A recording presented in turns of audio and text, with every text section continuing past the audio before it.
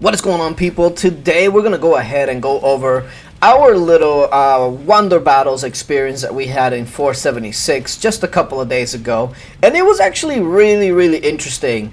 Our main competition here was Nas and TB, and they definitely did put up a really good fight.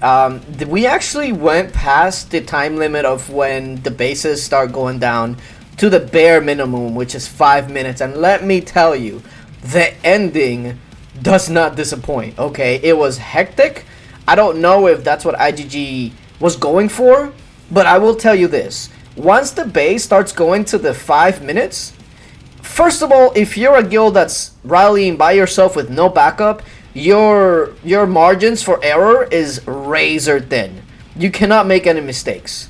And even if you do have backup rallies and stuff, if any of you make a mistake, you're gonna pay for it. So yeah, you wanna make sure that you try and get these forts locked up before the 5 minute timers come in, because once they do, it's hell. But anyway, let's get into some of these hits. One of the biggest thing that I really was taking from these rallies is that I'm noticing that a lot of times if you go 4-4 versus another 4-4, even if you have better stats, even if you have more T5, etc., you can still lose. Now that might sound weird, like, okay, you have better stats, you have more T5, how are you going to lose? Funny enough, there were a couple of hits here that was 4-4 versus our 4-4, and in some hits, we had close to twice as much T5, and we lost. And what I was noticing is that when you take a look at these reports, their cavalry was attacking our infantry. Notice that our cavalry barely took any damage, while our infantry took most of the damage there after the range.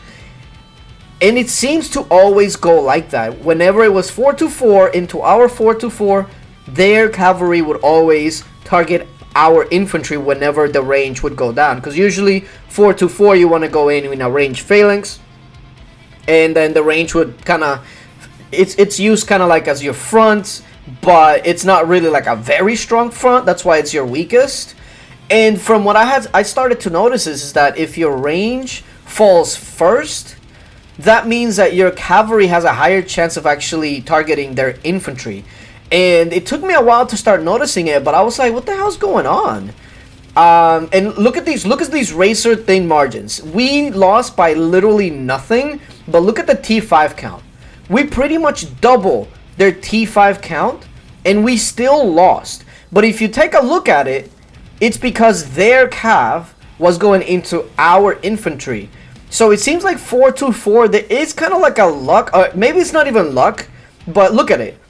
Their damage was range cav, our damage was range infantry. So basically, when the range was gone, they just straight up countered us. And that's what made the difference there, because we had the T5, we have comparable rally leads, so it shouldn't have been that close when you double the T5 count. But with 4-4, that's something that you have to take into account, and always take a look at the report, because I'm going to go ahead and show you just how much of a lead we actually had there for a while, until their cav started actually attacking our infantry. So remember, we lost this by like nothing.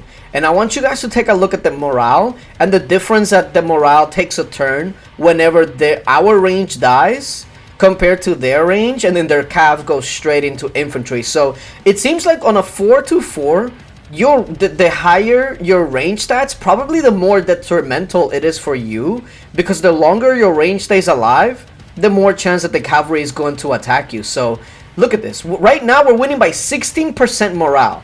We're winning by a healthy margin. Look at this. And then now their cavalry is going to start targeting us, and now you're going to see how it kind of starts evening out little by little. So yeah, 4-4, what I would suggest, I mean, this is just going by the reports I have and some of the battles that I watched, and the common denominator was that our range was always the last one to fall. So it's a very interesting thing, and we were pretty much losing most of the 4-4 versus 4-4, and that's why Ben decided to go 4-4-2 instead. And then once we actually went ahead and changed to a 4-4-2 comp, we actually started winning with more frequency and started seeing the stats actually make a little bit more sense. Because with 442, obviously range is going to be one of your biggest ones, and so the range isn't going to normally go down for the most part. So at the end of one rally, you may still have some range left over, so you never get that interaction where the cavalry just goes straight to the infantry.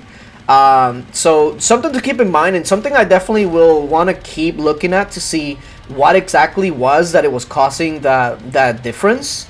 But here we are. Now we're going into the crunch time, and unfortunately it was us versus two of them.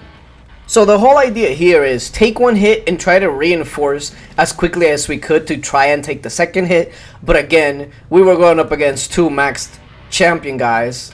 Yeah, so it's not the easiest thing to do, right? So we were trying to see if we can maybe work out where their timing wasn't that good, and we can get some reinforcements in between. And this went on for a couple of hits like this, where we would take one, then we would try to reinforce, and we just did not have enough time. So it was always like that, and I'm like, dang, man, TB is always taking advantage because they're always coming in second. They're always trying to get that big hit, and it's not giving us enough time. By the way, at this time already, it was like 2 in the morning or so. So we weren't, you know, we didn't have most of our people on. We had a couple of people from other guilds, so it was getting a little late. Let's just say 2-3 in the morning is when this originally ended. So take a look at this. So now TB actually went first, but look at the timing that we had. We didn't have much timing. So we had a little bit of time, but we just didn't have the fillers to send right away. And then of course they start carpeting, and most of our fillers were already in the fort, so we didn't have like 4 or 5 people standing by to fill, because we needed everybody on just to fill the rally. So that was the main issue. And then I noticed Nas was getting their second guild, and what they were going to do is that they were going to have that second guild go into the base with some reinforcements. That way we were forced to march on it, and once we march on it, it was GG, because we were already at the 5-minute timers. So if we mess it up, we mess it up. So what we decided to do is we went in, because they had to reset their rally, Nas. So there was only one rally waiting, right? So we had a 4-minute window. So I was like, okay, we need to get TB's timer. We need to title it. We already knew where it was. We already knew that we could solo it. So we were just waiting on the right time, and once we saw that Nos here canceled the rally to reset, it gave us a 4-minute window. So I was like, get TB timer, get the TB timer. A couple of seconds went by and nobody answered, so I was like, fine, I'll go ahead and do it. So I went ahead and actually made one. I posted it here. I was like, yo, we need to get this to March. That way if they fail, we'll have like 2 minutes to reinforce back up again. So here I get the cores that I need to finish the Title Titan, and I'm going to go ahead and send this hit. That way it can teleport him out, make TB walk, and then we'll have about 2 minutes, hopefully. Looks like Bruce Leroy hit them, but it didn't activate the Title Titan, so it was like, oh no. So I was like, okay, I'm going to go ahead and do it. I'm going to attack. I saw that there was somebody else marching, so I was like, maybe somebody else is also doing it, but I'm going to send mine just in case. And sure enough, I start speeding in with my Title Titan to make them walk. And as soon as I'm like a couple of seconds away, whoever it was, hit them and make them walk. So I was like, okay, if we take this, we're going to have a minute and a half to refill and try and take that second rally. It's now or never, okay? So first things first, do we hold this off? I completely forgot about the title, so I'm trying to give everybody the title like last second. I'm like, Warden! And oh, just in time. Oh my god, we have one. So I was like, refill, fill this freaking base up. If we take this last rally, we win.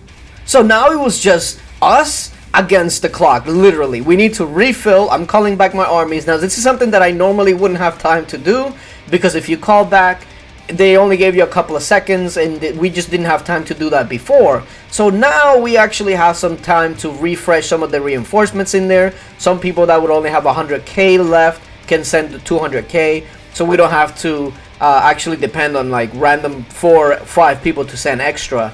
So we're just, it's all in here, okay? I'm taking a look at the base. I'm seeing people pull back and they're gonna resend, and we're full. I mean, for the most part. The comp is a little meh.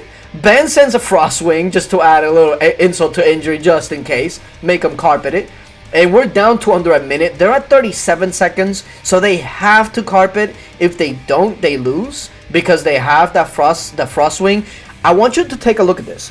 Cash Not Skilled from TB sets a rally here, right? So basically their planning is if we fail, they'll have a rally ready. And that's going to come into play in just a bit, because check what happens now, okay? I tell everybody, stop pulling. We're full. We don't need to pull when the rally is about to walk, okay? Just send whatever we have extra, and let's try and take this rally, right?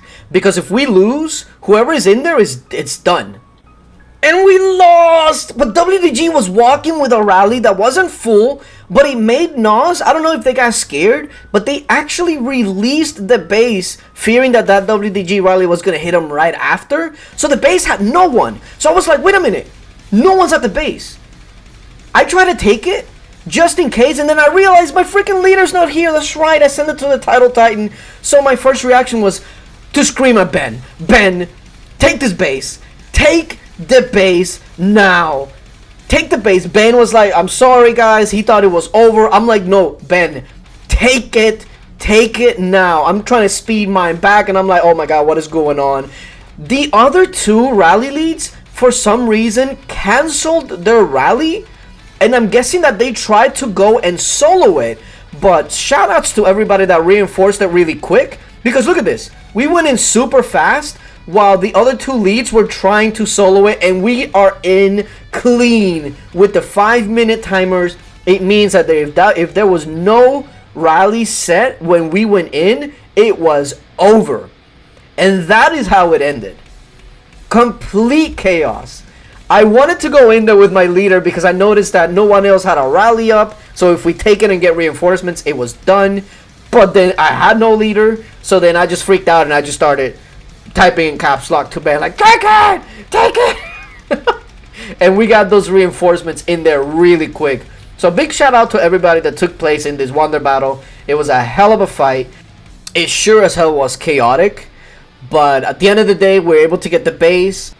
WDG was able to get the fort since we had forts in other kingdoms, and all's well. It was really, really fun, and these 5-minute timers, I gotta say, it's exciting, but I still do think that it's a bit unfair because it literally gives you no room to breathe.